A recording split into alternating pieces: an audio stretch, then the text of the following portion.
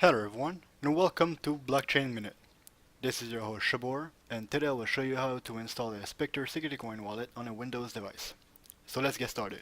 First off, you'll want to open your browser and go to SpectreSecurityCoin's GitHub. So GitHub /SpectreSecurityCoin /SpectreSecurityCoin, and let's go into release and choose SpectreSecurityCoin WinQ.zip file if you want the graphical wallet. Once it's downloaded, click on it.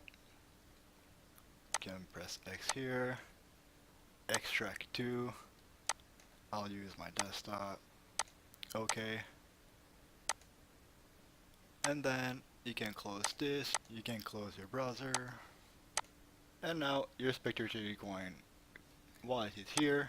Double click on it. And here you go. Now you've got your SpectreSecurityCoin wallet installed on your Windows computer. So that's it for today's video.